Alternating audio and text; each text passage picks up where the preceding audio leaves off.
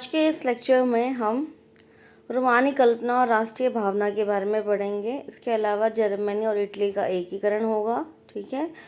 और लास्ट जो 5th unit है आपका राष्ट्र की दृश्य कल्पना और साम्राज्यवाद। तो इस पूरे राष्ट्रवाद और साम्राज्यवाद, तो इस एक लेक्चर में आपका पूरा चैप्टर जो है आज कंप्लीट हो जाएगा। अगर इससे पहले आपने 1 और 2 पार्ट नहीं देखा है तो पहले उसको देखना, उसके बाद ही आपको ये चैप्टर अच्छे से समझ आएगा, अदरवाइज आप कंफ्यूज हो जाओगे, ठीक है। तो अब हम जो पढ़ने वाले हैं वो ये पढ़ने वाले हैं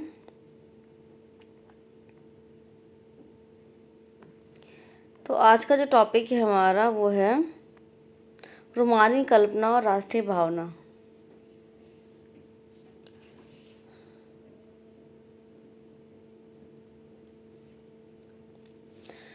राष्ट्रवाद यानी जो देशभक्ति की जो भावना है उसका जो विकास है केवल युद्धों और क्षेत्रीय विस्तार से नहीं हुआ है। राष्ट्र के विचार के निर्माण में संस्कृति ने एक अहम भूमिका निभाई है, ठीक है। अब वो संस्कृति जो है हमारी, जो एक तरह से पहचान होती है, वो भी राष्ट्रवाद में एक मुख्य भूमिका निभाती है। कला, काव्य, कहानियाँ, किस्से, संगीत ने राष्ट्रीय भावनाओं को गढ़ने और व्यक्त करने में सहयोग दिया है, ठीक है।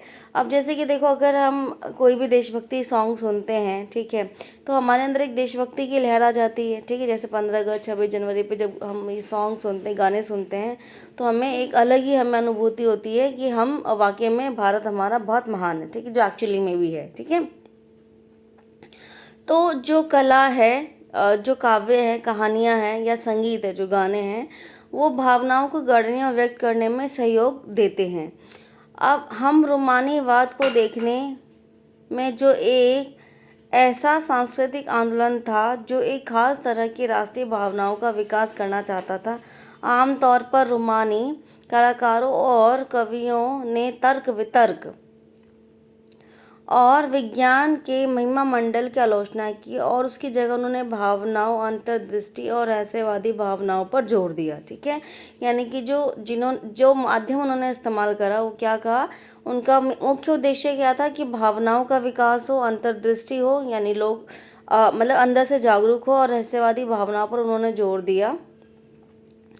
और उनका प्रयास था कि एक साझा सामूहिक विरासत की अनुभूति और एक साझा संस्कृति अतीत को राष्ट्र का आधार बनाया जाए, ठीक है। यानी कि जो उनकी अतीत में जो उनकी संस्कृति है, जो उनकी भावनाएं हैं, जो विरासत है, उसको क्या करें, वो राष्ट्र का आधार बनाएं, ठीक है। जर्मन दार्शनिक योहान गॉटफ्रीड जैसे रोमानी चिंतकों ने दावा किया कि सच्ची जर्मन संस्कृति उसके आम लोगों में निहित है। राष्ट्र की सच्ची आत्मा लोकगीतों, जनकाव्य और लोक नृत्यों से प्रकट होती है। इसलिए लोक संस्कृति के इन स्वरूपों को एकत्र और अंकित करना राष्ट्र के निर्माण की परियोजना के लिए आवश्यक है। अब देखो बच्चों, जो जर्मन दार्शनिक थे उनका क्या कहना था कि जो सच्ची जर्मन संस्कृति है वो किस में निहित है, वहाँ के लोगों में, ठीक है। यानी कि इसके अलावा जो सच्ची आत्मा है राष्ट्र की, वो कहाँ पर है, लोगों की गीत में, लोकगीत में, जो जनरली वहाँ के लोग गाते थे, ठीक है। जन काव्यों में है, लोक नृत्यों में है, ठीक है। इसलिए राष्ट्र के निर्माण में इन चीज़ों को क्या बनाना चाहिए, आधार बनाना चाहिए। इसके अलावा स्थानीय बोलियों पर बल और स्थानीय लोक साहित्य को एकत्र करने का उद्देश्य केवल प्राचीन राष्ट्रीय भावनाओं को आपस में लाना ही नहीं था, बल्कि आधुनिक राष्ट्रीय संदेश को ज़्यादा लोगों तक पहुंचाना भी था, ठीक है। कि जो राष्ट्रीय संदेश है, जो मतलब जो भी राष्ट्रवाद वहाँ पर चल रहा है, उसकी भावना को लोगों तक पहुँचाने के लिए उन्होंने क्या करा, साहित्यों का इस्तेमाल किया, काव्यों का इस्तेमाल किया, लोकगीतों का इस्तेमाल किया, ठीक है। क्योंकि अधिकांश लोग जो थे वो निरक्षर थे, यानी अनपढ़ थे। तो ऐसे में वो भावनाओं, मतलब राष्ट्रीय भावना से जोड़ने के लिए उन्होंने क्या करा, इन चीज़ों का इस्तेमाल करा। यह खास तौर पर पोलैंड पर लागू होता है, जिसका 18वीं सदी के अंत में रूस, प्रसा और ऑस्ट्रिया जैसे बड़ी शक्तियों ने विभाजन कर दिया था। यद्यपि पोलैंड अब स्वतंत्र भूक्षेत्र नहीं था, किंतु संगीत और भाषा के जरिए राष्ट्रीय भावना जीवित रखी गई। मसलन कोरोल कुर्पिस्की ने राष्ट्रीय संघर्षों को अपने ओपेरा और संगीत से गुणगान किया और पोलिनेस और माजोर्का जैसे लोक नृत्यों को राष्ट्रीय प्रतीकों में बदल दिया गया। ठीक है, यानी कि एक एग्जाम्पल भी आपको इसमें दिया हुआ है कि जो पोलैंड था वो 3 देशों में बटा हुआ था। मतलब जब पोलैंड का विभाजन हुआ तो 3 देशों ने उस पर अपना अधिकार कायम कर लिया, रूस, प्रसा और ऑस्ट्रिया। ठीक है, ऐसे में जो पोलैंड के लोग थे वो एक दूसरे से जुड़े हुए थे, किसके माध्यम से? संगीत और भाषा के जरिए वो एक दूसरे से जुड़े हुए थे। ठीक है, भाषा ने भी राष्ट्रीय भावनाओं के विकास में एक महत्वपूर्ण भूमिका निभाई। देखो बच्चों, भाषा एक बहुत कहते हैं अहम साधन है, क्योंकि भाषा के द्वारा ही हम अपनी भावनाओं को क्या करते हैं? व्यक्त करते हैं। ठीक है, अब जैसे अगर मान लो हम लोग हिंदी बोलते हैं, ठीक है, अगर हम कहीं मान लो दूसरे देश में जाते हैं और अगर हम हिंदी बोलने वाला कोई व्यक्ति मिल जाता है तो हमें कितना अपनापन लगता है कि अब हम अपनी बात को कह सकते हैं और उसकी बात को हम समझ सकते हैं। ठीक है, तो भाषा जो है वो क्या करता है? मन के भावों को प्रकट करने में एक अहम भूमिका निभाता है। ठीक है, अब रूसी कब्जे के बाद पोलिश भाषा को स्कूलों से बलपूर्वक हटा दिया गया। ठीक है, यानी जब रूस ने पोलैंड पे कब्जा कर लिया तो पोलिश भाषा को वहाँ से पूरी तरीके से हटा दिया गया, रूसी भाषा को जबरदस्ती उन पर लादा गया। ठीक है, अब 1831 में रूस के विरुद्ध एक सशस्त्र विद्रोह हुआ, जिससे आखिरकार कुचल दिया गया और इसके अनेक सदस्यों ने राष्ट्रवादी विरोधों के लिए भाषा को एक हथियार बनाया। चर्च के आयोजन और संपूर्ण धार्मिक शिक्षाओं में पोलिश का इस्तेमाल हुआ। इसका नतीजा यह हुआ कि एक बड़ी संख्या में पादरियों और बिशपों को जेल में डाल दिया गया। रूसी अधिकारियों ने उन्हें सजा देते हुए साइबेरिया भेज दिया, क्योंकि उन्होंने रूसी भाषा का प्रचार करने से इनकार कर दिया था। पोलिश भाषा रूसी प्रभुत्व के विरुद्ध संघर्ष के प्रतीक के रूप में देखी जाने लगी। ठीक है, अब जबरदस्ती जब रूस क्या कर रहा है? अपनी भाषाओं को लाद रहा है उन लोगों पर, पोलैंड के लोगों पर, तो लोग क्या कर रहे हैं? अपनी भाषा का ही प्रसार कर रहे हैं। यानी जो पादरी थे, जो चर्च में काम करने वाले लोग थे, या जो स्कूल्स उस समय चलाए जाते थे, तो उन स्कूलों में लोगों ने क्या करा? अपनी भाषा का ही प्रचार करा और उसी भाषा का प्रचार करने से यानी इस्तेमाल करने से मना कर दिया था। ठीक है, ऐसे में जो रूस के अधिकारी थे उन्होंने उन्हें क्या किया? दंड दिया। ठीक है, सजा दी। तो यहाँ से हम ये समझ सकते हैं कि बेशक जो पोलैंड था उस पर अलग अलग देशों ने अपना कब्जा कर लिया, चाहे रूस ने करा हो, चाहे ऑस्ट्रेलिया ने, चाहे प्रसा ने, लेकिन उसने अपने संस्कृति को जीवित रखने के लिए हर एक प्रयास किया। ठीक है, अब है अगला टॉपिक हमारा भूख, कठिनाई और जन विद्रोह। अब जब भी लोग परेशान होते हैं, मान लो, ठीक है, देखो जो रोटी है, जो मतलब भूख है, वो बेसिक, मतलब हमें जो भोजन है वो हमारा बेसिक ज़रूरत है। ठीक है, अगर लोग परेशान होंगे तो ऑब्वियस सी बात है वो क्या करेंगे? विद्रोह करेंगे। ठीक है, तो अब 1830 में ऐसा क्या हुआ, अब हम इसमें ये पढ़ने वाले हैं। तो 19वीं सदी के प्रथम भाग में पूरे यूरोप में जनसंख्या में क्या होने लगा? वृद्धि होने लगी। ठीक है, तो सबसे पहला हम क्या देख रहे हैं यहाँ पर कि यूरोप में जनसंख्या में क्या हो रही है? वृद्धि हो रही है। ठीक है, अब ज़्यादातर देशों में नौकरियां ढूंढने वालों की तादाद उपलब्ध रोजगार से अधिक है, यानी कि अब बेरोजगारों की संख्या क्या है? ज़्यादा है और रोजगार क्या है? कम है। ग्रामीण क्षेत्रों की अतिरिक्त आबादी शहर जाकर के भीड़ से भरी गरीब बस्तियों में रहने लगी। ठीक है, यानी अब जो है लोग गांव से शहर जा रहे हैं नौकरी की तलाश में, और वहाँ पर जो शहर है वहाँ पर जहाँ मतलब जो बस्तियाँ हैं वहाँ पर वो जाके रह रहे हैं। नगरों में लघु उत्पादकों को अक्सर इंग्लैंड से आयातित मशीनों से बने सस्ते कपड़े से कड़ी प्रतिस्पर्धा का सामना करना पड़ता था। ठीक है, अब नगरों में उद्योग है, ठीक है, और इंग्लैंड से जो कपड़ा आ रहा है वो मशीनों से तैयार कपड़ा आ रहा है, और जो मशीनों से चीज़ें बनाई जाती हैं वो सस्ती होती है, हमने पहले भी पढ़ा हुआ है। ठीक है, और इंग्लैंड में औद्योगिकरण का स्तर जो है वो महाद्वीप से ऊंचा था, यानी कि कोई सबसे पहले जो औद्योगिकरण स्टार्ट हुआ था वो इंग्लैंड में हुआ था। ठीक है, तो जब औद्योगिकरण मतलब जब हम मशीनों से काम करना शुरू कर देते हैं और बड़ी मात्रा में उद्योग लगाए जाते हैं, ठीक है, तो वो औद्योगिकरण होता है, यानी मशीनों से काम करना और बड़ी संख्या में क्या करना? उद्योगों को लगाना, औद्योगिकरण है। ठीक है, तो जब इंग्लैंड में औद्योगिकरण अपने चरम पे था, मतलब ऊंचाई पर था, तो उस समय जो है वो अन्य भागों में औद्योगिकरण शुरू हुआ था। महाद्वीप को यह प्रतिस्पर्धा यानी कंपटीशन कपड़ा उद्योगों से ज़्यादा झेलना पड़ रहा था, क्योंकि उसका उत्पादन मुख्यतः घरों और छोटे कारखानों में होता था, केवल आंशिक रूप से मशीनीकृत था, और यूरोप के उन इलाकों में जहां कुलीन वर्ग अभी भी सत्ता में था, कृषक सामंती शुल्कों और जिम्मेदारियों के बोझ तले दबे थे। खाने पीने की चीज़ें के मूल्य बढ़ने या किसी वर्ष फसल के होने खराब होने के शहर और गांवों में व्यापक गरीबी फैल गई। ठीक है, यानी कि अब क्या, एक तो प्रतिस्पर्धा है, यानी कि जो मशीन से बनी चीज़ें हैं उनको हाथ से बनी हुई चीज़ों को कंपटीशन करना पड़ रहा है, और ऐसे में जो मशीन से बनी हुई चीज़ें हैं वो सस्ती हैं, इसलिए लोग उसको ज़्यादा खरीद रहे हैं। ठीक है, अब ऐसे में लोगों के सामने जो है वो रोज़गार की समस्या उत्पन्न हो गई है। और कई बार क्या होता है, मान लो फसल खराब हो जाने की वजह से खाने पीने की जो चीज़ें हैं वो और ज़्यादा महंगी हो जाती थी। अब 1848 ऐसा ही एक वर्ष था जब खाने पीने की कमी होने लगी, यानी कि जो अनाज है वो उपलब्ध नहीं है, और व्यापक स्तर पे क्या है, बेरोजगारी है। पेरिस के लोग सड़कों पर उतर गए हैं। ठीक है, फ्रांस की राजधानी पेरिस है, और वहाँ पर जो है वो लोग क्या है, सड़कों पर उतर गए हैं और जगह जगह अवरोध लगाए गए, और लुई फिलिप्स को भागने पर मजबूर किया गया। ठीक है, जो उस समय वहाँ पर क्या था, राजा था लुई फिलिप्स, जो मतलब जिसकी सरकार थी, लुई फिलिप, जो आपने पहले फ्रांस की में मतलब इससे पहले वाले यूनिट में हमने पढ़ा है, उसको भागने पे मजबूर किया गया। और राष्ट्रीय सभा ने एक गणतंत्र की घोषणा करते हुए 21 वर्ष से ऊपर सभी वयस्क पुरुषों को मताधिकार प्रदान किया और काम के अधिकार की गारंटी दी। रोजगार उपलब्ध कराने के लिए राष्ट्रीय कारखाने स्थापित किए गए। ठीक है, अब लुई फिलिप जब भाग गया वहाँ से, तो राष्ट्रीय सभा बुलाई गई। ठीक है, और अब जो फ्रांस है वो क्या हो गया, गणतांत्रिक देश हो गया है, और वहाँ पर 21 वर्ष के ऊपर सभी लोगों को वोट देने का अधिकार दिया गया है। इसके साथ साथ काम का अधिकार भी मिला है, और इसके लिए वहाँ पर जो है वो सरकारी कारखाने लगाए जा रहे हैं ताकि लोगों को काम करने के लिए मिले।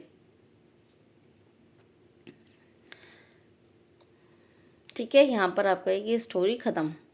अब 1848 उदारवादियों की क्रांति। तो हमने उदारवाद के बारे में पहले पढ़ा हुआ है। उदारवादी वो लोग होते हैं जिनकी जो सोच होती है वो मतलब नए ख्यालों वाले लोग, ठीक है, वो उदारवादी होते हैं। तो 1848 में जब अनेक यूरोपीय देशों में गरीबी, बेरोजगारी और भूखमरी से ग्रस्त किसान मजदूर विद्रोह कर रहे थे, तब उसके समानांतर पढ़े लिखे मध्यवर्गीयों की क्रांति भी हो रही थी। फरवरी 1848 की घटनाओं में राजा को गद्दी छोड़नी पड़ी और एक गणतंत्र की घोषणा की गई जो सभी पुरुषों को सार्वत्रिक मताधिकार पर आधारित था। यूरोप के अन्य भागों में जहां अभी तक स्वतंत्र राष्ट्र राज्य अस्तित्व में नहीं आए थे, जैसे Germany, Italy, Poland, Austria, Hungarian साम्राज्य, वहाँ के उदारवादी मध्य वर्गों के स्त्री पुरुष ने संविधानवाद की मांग को राष्ट्रीय एकीकरण की मांग से जोड़ दिया। उन्होंने बढ़ते जन असंतोष का फायदा उठाया और एक राष्ट्र राज्य के निर्माण की मांग को आगे बढ़ाया। यह राष्ट्र राज्य संविधान, प्रेस की स्वतंत्रता और संगठन बनाने की आज़ादी जैसे संसदीय सिद्धांतों पर आधारित थी। ठीक है, अब देखो यूरोप जो फ्रांस है वहाँ पर हमने क्या देखा कि जो किसान हैं, जो लोग हैं, वो विद्रोह करने लगे क्योंकि उनके सामने जीविका की संकट आ गई, महंगाई इतनी ज़्यादा बढ़ गई थी और लोगों के पास रोजगार था नहीं। ठीक है, तो वहाँ पर जो शासक था उसको गद्दी छोड़नी पड़ी, भागना पड़ा वहाँ से, और उसके बाद जो परिवर्तन आया वो क्या आया कि फ्रांस एक गणतंत्र बन गया, वहाँ पर लोगों को वोट देने का अधिकार दिया गया और काम का अधिकार भी मिला। ठीक है, अब यही चीज़ देखते हुए जो अलग अलग यूरोप के जो देश थे, जैसे जर्मनी, इटली, पोलैंड जैसे जो देश थे, उन्होंने भी इस चीज़ की मांग शुरू कर दी और अब उन्होंने क्या कर दिया, राष्ट्रीय एकीकरण की मांग से संविधानवाद को जोड़ दिया। ठीक है, यानी कि अब उन्हें भी कैसा देश चाहिए, एक ऐसा देश चाहिए जो स्वतंत्र हो, लोकतांत्रिक हो। ठीक है, इस तरह के देश की मांग उन्होंने शुरू कर दी। जर्मन इलाकों में बड़ी संख्या में राजनीतिक संगठन ने फ्रैंकफर्ट शहर में मिलकर एक सर्व जर्मन नेशनल असेंबली के पक्ष में मतदान का फैसला किया। ठीक, मतदान का फैसला लिया। अब देखो वहाँ पर कि जर्मन शहर की कहानी अब हम पढ़ रहे हैं। फ्रांस का हमने पढ़ लिया, पोलैंड के बारे में थोड़ा सा पढ़ा है कि वहाँ पर रूस का कब्जा था और किस तरीके से रूसी भाषा उनके ऊपर लादी जा रही थी। ठीक है, अब हम जर्मन के बारे में पढ़ रहे हैं। तो अब जर्मन में जितने भी राजनीतिक संगठन हैं वो कहाँ इकट्ठे हुए हैं, फ्रैंकफर्ट शहर है एक, वहाँ पर इकट्ठा हुए हैं। और उन्होंने क्या एक राय बनाई है कि नेशनल असेंबली के पक्ष में वो मतदान करने वाले हैं। अब 18 मई 1848 को 831 निर्वाचित प्रतिनिधियों ने एक सजे धजे जुलूस में जा रहे फ्रैंकफर्ट संसद में अपना स्थान ग्रहण कर लिया और यह संसद सेंट पॉल चर्च में आयोजित हुई।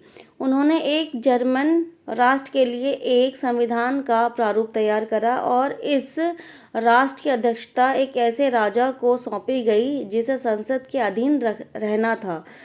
जब प्रतिनिधियों ने प्रशा के राजा फ्रेडरिक विल्हेम चतुर्थ को ताज पहनाने की पेशकश की तो उसने उसे अस्वीकार कर उन राजाओं का साथ दिया जो निर्वाचित सभा के विरोधी थे। जहां कुलीन वर्ग और सेना का विद्रोह बढ़ गया, वहीं संसद का सामाजिक आधार कमजोर हो गया और संसद में मध्य वर्गों का प्रभाव अधिक था, जिन्होंने मजदूरों और कारीगरों की मांग का विरोध किया जिससे वे उनका समर्थन खो बैठे। अंत में सैनिक को बुलाया गया और असेंबली को भंग कर दी गई। अब देखो यहाँ पर क्या है, एक बहुत इंटरेस्टिंग सी बात हुई है। अब देखो लोग जो है वो जो राष्ट्रीय संगठन है वो किस लिए इकट्ठा हुए हैं, क्योंकि उन्हें क्या, वो किसके समर्थन में, नेशनल असेंबली के समर्थन में, ठीक है, पक्ष में। जर्मन इलाके में बड़ी संख्या में राजनीतिक संगठनों ने फ्रैंकफर्ट शहर में मिलकर एक सर्व जर्मन नेशनल असेंबली के पक्ष में मतदान का फैसला किया, ठीक है। यानी मतदान होगा किसके पक्ष में, सर्व जर्मन असेंबली के पक्ष में। अब मतदान होता है 18 मई 1848 को और 831 जो निर्वाचित प्रतिनिधि थे वो एक प्रॉपर जो एक मतलब कहते हैं ना एकदम जुलूस के साथ, सजे धजे जुलूस के साथ जाकर के फ्रैंकफर्ट शहर फ्रैंकफर्ट संसद में अपना स्थान ग्रहण करा, जो उन्होंने कहाँ पर बनाई थी, सेंट पॉल चर्च में बनाया था, ठीक है। यानी कि एक चर्च था, उसमें उन्होंने क्या किया, संसद बनाया, ठीक है। उन्होंने एक जर्मन राष्ट्र के लिए एक संविधान का प्रारूप तैयार करा, ठीक है। यानी कि जर्मन राष्ट्र है उसके लिए क्या बनाया उन्होंने, एक संविधान का प्रारूप यानी एक रफ डेट मतलब एक ड्राफ्ट तैयार करा, ठीक है। इस राष्ट्र की अध्यक्षता की अध्यक्षता एक ऐसे राजा को सौंपी गई जिसे संसद के अधीन रहना था, ठीक है। यानी अब उन्होंने क्या डिसाइड करा कि ये राजा तो रहेगा, ठीक है, लेकिन वो किसके अधीन काम करेगा, संसद के अधीन होकर के काम करेगा। जब प्रतिनिधियों ने प्रशा के राजा फ्रेडरिक विल्हेम चतुर्थ को ताज पहनाने की पेशकश की तो उन्होंने इसे मना कर दिया, ठीक है। यानी प्रशा का जो राजा था उसको जब बोला कि आप हमारे राजा बन जाओ और तो उन्होंने क्या करा, मना कर दिया, ठीक है। और उन राजाओं को समर्थन दिया जो निर्वाचित सभा के विरोधी थे, यानी कि जो ये नहीं चाहते थे कि उनकी जो शक्तियां हैं वो छीनी जाए, ठीक है, यानी जो निर्वाचित सभा के विरोधी थे। जहां कुलीन वर्ग और सेना का विद्रोह बढ़ गया। अब जो कुलीन वर्ग हैं, ठीक है, जो मतलब समझो अमीर लोग थे और राजा के जो रिश्तेदार वगैरह थे, और सेना, उन्होंने क्या कर दिया, विद्रोह कर दिया। क्यों करा, ऑब्वियस सी बात है, उनकी शक्तियाँ कम हो जाएंगी, ठीक है। और ऐसा करने से क्या हुआ, जो संसद की जो मांग करने वाले लोग थे वो कमज़ोर पड़ गए। संसद में मध्य वर्गों का प्रभाव अधिक था, जिसमें मजदूर और कारीगर की मांग का विद्रोह किया और जिसे वे उसका समर्थन खो बैठे, ठीक है। अब क्या है, जो मतलब जो संसद के पक्ष में थे या संविधान बनाने के पक्ष में थे, अब ऐसे लोगों की जो संख्या हो गई वो क्या हो गई है, कम हो गई है, ठीक है। और अंत में क्या होता है, सैनिक को बुलाया गया और असेंबली को भंग कर दी गई, ठीक है। तो ये था आपका फ्रैंकफर्ट का छोटा सा टॉपिक। अब जो हमें नेक्स्ट टॉपिक समझना है और जो क्वेश्चन आपका एग्जाम में आता भी है कि यूरोप में राष्ट्रवाद था उसमें महिलाओं की क्या भूमिका थी, ठीक है। ये क्वेश्चन आपका आता है 4 नंबर में, तो आपको ये टॉपिक अच्छे से समझना है। उदारवादी आंदोलन के अंदर महिलाओं को राजनीतिक अधिकार प्रदान करने का मुद्दा हमेशा से क्या रहा है, विवादास्पद रहा है, ठीक है। हालांकि आंदोलन में वर्षों से बड़ी संख्या में महिलाओं ने सक्रिय रूप से भाग लिया, ठीक है। तो हम एक पॉइंट यहाँ पे बनाएंगे कि आंदोलनों में महिलाओं ने क्या किया, सक्रिय रूप से भाग लिया है। और महिलाओं ने अपने राजनीतिक संगठन स्थापित किए, अखबार शुरू किए। और ये आपका सेकंड पॉइंट है कि महिलाओं ने भी क्या करा, अपने संगठन बनाए और अखबार निकाले। इसके अलावा राजनीतिक बैठकों और प्रदर्शनों में शिरकत हुई, यानी उन्होंने भी जो आंदोलन की लड़ाइयाँ चल रही थी यूरोप में, उसमें उन्होंने भी क्या करा, अपना योगदान दिया, प्रदर्शन किया। इसके बावजूद उन्हें असेंबली के चुनावों के दौरान मताधिकार से वंचित रखा गया, ठीक है। यानी कि जब असेंबली का चुनाव हो रहा था तो उन्हें वोट देने का अधिकार नहीं दिया गया। जब सेंट पॉल चर्च में फ्रैंकफर्ट संसद की सभा आयोजित की गई, तब महिलाओं को केवल प्रेक्षकों की हैसियत से दर्शक दीर्घा में खड़ा होने दिया गया, ठीक है। यानी कि अब जो फ्रैंकफर्ट में जो संसद बुलाई गई है, उसमें भी महिलाओं को क्या भूमिका मिली, केवल एक दर्शक की, यानी वो देख सकते हैं, अपनी बात को कह नहीं सकते हैं। हालांकि रूढ़िवादी ताकतें 1848 में उदारवादी आंदोलन को दबा पाने में कामयाब हुई, किंतु वे पुरानी व्यवस्था बहाल नहीं कर पाई, ठीक है। यानी कि जो रूढ़िवादी लोग थे, उन्होंने जो आंदोलन चल रहा था 1848 में, उसको दबा तो दिया, लेकिन जो व्यवस्थाएं पहले थी उसको वो लागू नहीं कर पाए।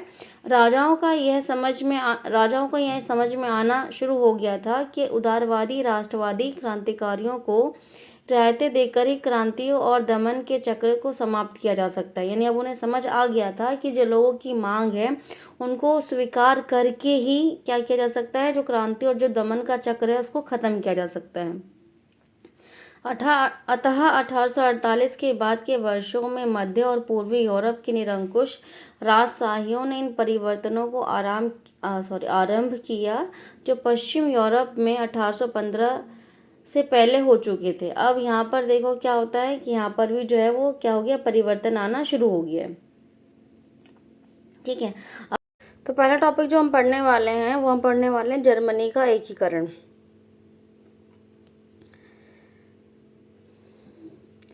तो ये जो प्रक्रिया है वो 1848 में स्टार्ट होती है। 1848 में जर्मन महासंघ के विभिन्न इलाकों को जोड़ करके एक निर्वाचित संसद द्वारा शासित राष्ट्र राज्य बनाने का जो है वो प्रयास किया गया था, ठीक है।